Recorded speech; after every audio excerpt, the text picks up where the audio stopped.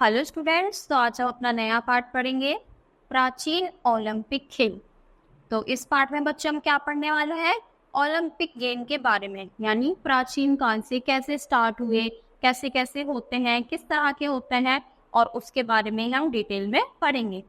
प्राचीन ओलंपिक खेलों के विषय में अध्ययन करने से पूर्व हमें यूनान देश की ओलंपिक नामक घाटी के विषय में जानकारी प्राप्त करनी होगी।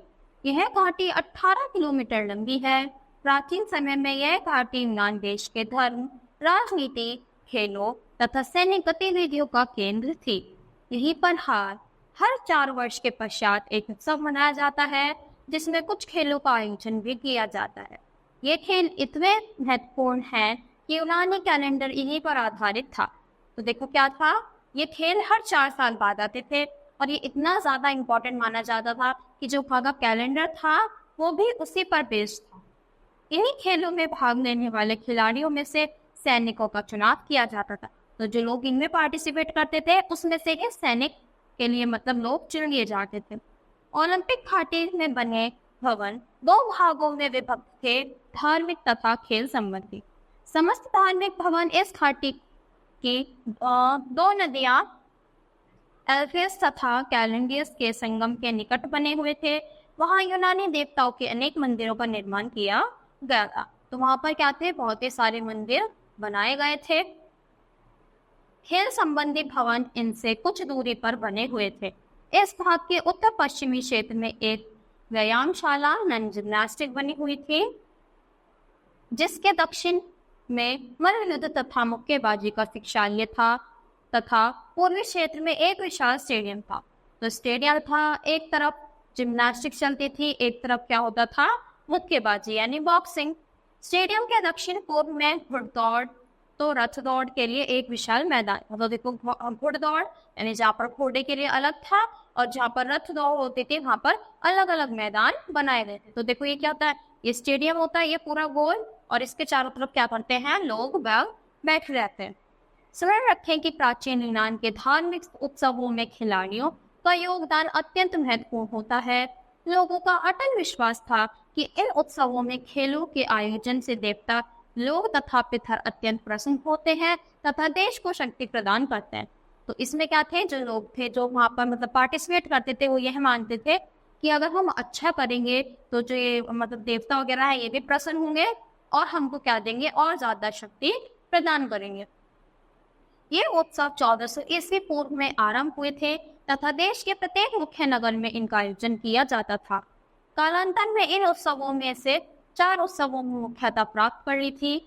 किसने? इजमेनियम, नेमियन, पाइथन तथा ओलंपियन। ये चारों उत्सव खेलों से संबंधित थे, जिन्हें उस समय सबसे अधिक उच्चतम आदर की दृष्टि से देखा जाता।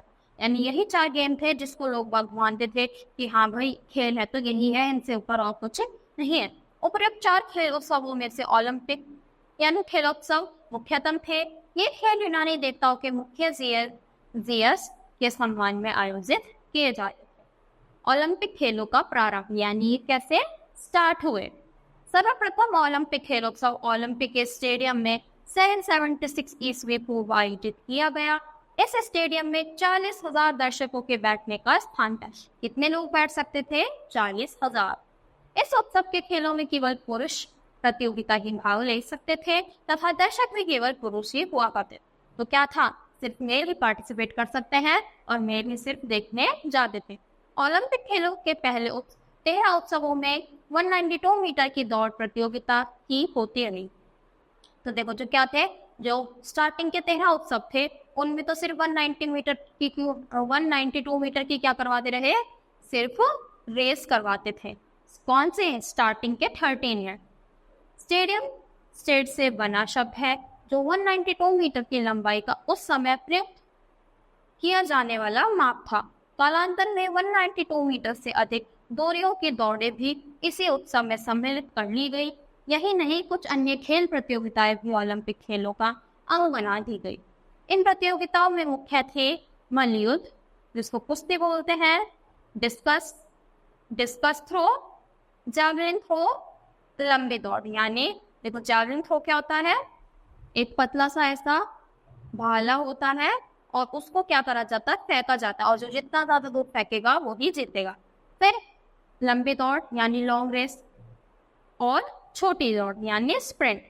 तो कुछ शॉर्ट यानी बस इतना ही रास्ता कवर करना है, और एक होता था लॉन्ग जंप यानी ये वाली। 708 ईस्वी पूर्व के ओलंपिक खेलोत्सव में मुक्केबाजी को भी प्रतियोगिता के रूप में सम्मिलित कर लिया गया। 20 साल बाद 688 ईस्वी पूर्व के ओलंपिक खेलोत्सव में घुड़दौड़ को स्थान दे दिया गया, और 8 वर्ष पश्चात 680 ईस्वी पूर्व के खेलोत्सव में 2 घोड़ों वाले रथ तथा 4 घोड़ों वाले रथों के दौड़ों को भी सम्मिलित कर लिया गया। तो ऐसे क्या था, धीरे धीरे गेम उसमें और ऐड होने लगे।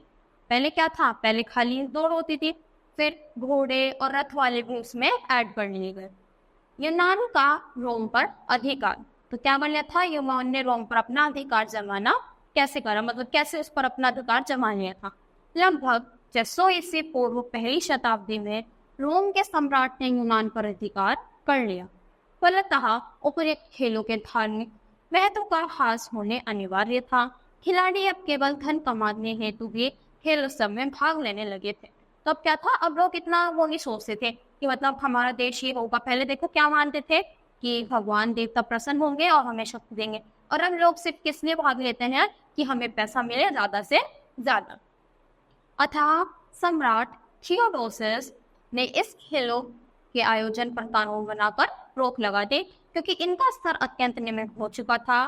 परिणामतः 394 ईस्वी में इस खेलोत्सव का आयोजन बंद हो गया, और उन्होंने रोक लगा दी, कानून बना दिया, क्योंकि अब सिर्फ लोग बाग किस लिए खेलने लगे थे, सिर्फ पैसा कमाने के। तो उन्होंने रोक लगाई, और ये जिसका आयोजन होता था उसको भी, उस पर भी बंदी लगा दी, यानी बंद कर दिया गया।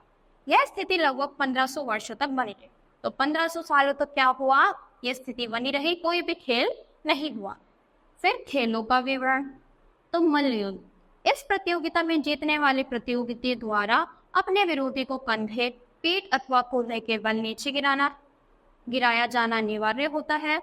इस कार्य में लगातार 3 बार हो जाने के पश्चात ही जीत की घोषणा की जाती थी, यानी उसे 3 बार गिराना होता था, और क्या, जब तक उसकी पीठ नीचे जमीन पर ना लग जाए। प्रतियोगिता में दांतों से काटने की अनुमति नहीं थी, यद्यपि विरोधी की उंगलियों को मरोड़कर तोड़ देने पर कोई मनाही नहीं, चाहे उंगली मोड़ते पर दांत से काटना अलाउड नहीं था। फिर डिस्कस थ्रो, इस प्रतियोगिता में पत्थर, लोहे, कांसे अथवा शीशे से बने हुए विभिन्न आकारों के चक्र फेंके जाते थे। जैसे चक्र हो गया, तो क्या था, अलग अलग शेप के चक्र फेंके जाते और उनको दिए जाते थे, वो उनको फेंकते थे कि कौन कितना दूर फेंकेगा। सबसे अधिक दूरी तक जाने वाले चक्र के शीर्षक को विजयी घोषित किया जाता था। विभिन्न आकारों के चक्र विभिन्न आयु के प्रतियोगिता द्वारा फेंके जाते थे, यानी हर वो तक के, जैसे इस टाइप के अलग हैं, फिर अलग शेप के अलग, तो अलग अलग क्या थे, अलग अलग शेप के चक्र होते थे, और उसको जो जितने दूर फेंकेगा वही उसका विजेता होगा। फिर जैवलिन थ्रो, वो तभी समझाया, तो मनुष्य की ऊंचाई के समान लंबाई वाली लाठी एक सिरे को नुकीला बनाकर तथा उस पर धातु चढ़ाकर भाला बनाया जाता था। दूसरे सिरे पर हाथ द्वारा पकड़ने हेतु चमड़े की एक पट्टी लगी होती थी, जो कि भाले के संतुलन को बनाए रखे हेतु उसके गुरुत्व केंद्र से जुड़ी रहती थी, ताकि शिक्षक इसे बाहुबली से अधिकादर दूरी तक फेंक सके। तो एक पॉइंटेड होता था, यहाँ पर ये पॉइंटेड है, और यहाँ पर ऐसा बंधा रहता था ताकि क्या कर सके, ग्रिप बन सके और वो उसको आसानी से पकड़ सके। फिर विभिन्न दौड़े यानी रेस, तो सभी दौड़ों को स्टेडों में नापा जाता था तथा एक स्टेड की लंबाई 192 मीटर होती थी। फिर छोटी दौड़ को हम क्या बोलते थे, स्प्रिंट, तो 192 मीटर तक की ही होती थी, यानी बस इतने मीटर की होगी, ये इसको क्या बोलते थे, बस इतना ही उनको भागना है, और ये क्या है, सबसे छोटी। लंबी दौड़ें विभिन्न दूरियों की हुआ करती थी। 2 स्टेड की दूरी 384 मीटर की होती थी। उससे बड़ी दौड़ 7 स्टेड यानी 1344 मीटर, और सबसे लंबी दौड़ 24 स्टेड यानी 4608 मीटर तक की जाती थी। फिर मुक्केबाजी यानी बॉक्सिंग, तो यह प्रतियोगिता 2 प्रकार की होती थी, शुद्ध मुक्केबाजी तथा मल्लयुद्ध और मुक्केबाजी का मिश्रण। शुद्ध मुक्केबाजी की प्रतियोगिता तब तक चलती थी जब तक एक प्रतियोगिता अखाड़े से बाहर हो न जाए अथवा अपनी हार स्वीकार ना कर ले, यानी तब तक उसमें बचता था, तब तक वो दूसरे वाला हार ना मान ले। और इस प्रतियोगिता में विरोधी पर चोट करने के विषय में कोई नियम नहीं था, ना ही भार के आधार पर, ना मुक्केबाजी के कोई वर्ग थे। दूसरे प्रकार की मुक्केबाजी में केवल दांतों से काटना तथा चेहरे पर नाखूनों से कुरेदने की मनाही थी, परंतु पेट पर किक मारना वैध माना जाता था। तो देखो दूसरे में तो रूल्स थे कि ऐसे नहीं करना, ऐसे नहीं करना, और पहले वाले में किसी भी चीज के लिए मना नहीं थी।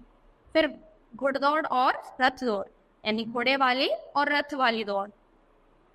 घुड़दौड़ की लंबाई 7.25 किलोमीटर होती थी। यह दौड़ प्रतियोगिता या तो घोड़ों पर सवार होकर करते थे या फिर टट्टुओं पर।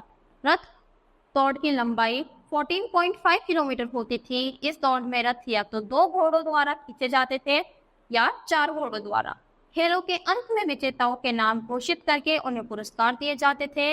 यद्यपि ये पुरस्कार नाम पात्र ही होते थे, तथापि विजेताओं को समाज में उच्च प्रतिष्ठा प्राप्त हो जाती थी। पूरे उत्सव के विजेता को ताज पहनाया जाता था। तो जब ये सब हो जाता था, एंड में सब लोगों को क्या करते थे, जैसे सबको सम्मेलन करते थे और सभी को मेडल्स या फिर ट्रॉफी वगैरह दी जाती थी उनके सम्मान में। तो इसी के साथ ये चैप्टर यहीं पर खत्म होता है। आज के लिए इतना ही। Thank you.